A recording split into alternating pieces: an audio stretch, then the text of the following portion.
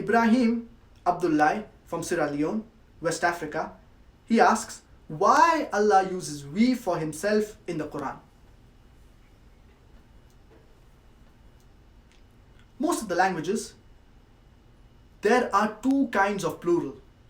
One is the plural of number, and the second is royal plural or plural of respect.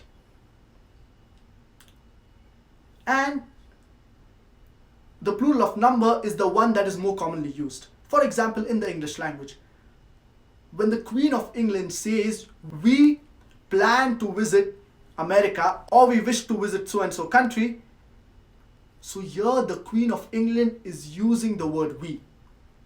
But here it is not the plural of number, but it is royal plural or the plural of respect. Similarly, in the Hindi language, when the Prime Minister of India or when the President of India says hum karna chahte hai, hum, which means we.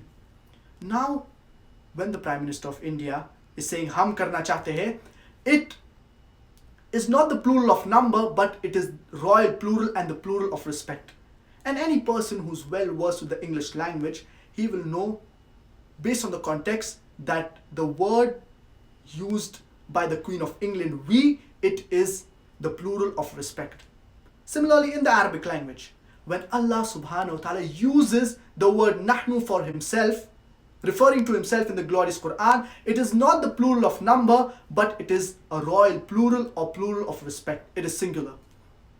Allah subhanahu wa ta'ala clearly says in the glorious Quran, in Surah Ikhlas, chapter number 112, verse number 1, Qul huwallahu ahad, say he is Allah one and only.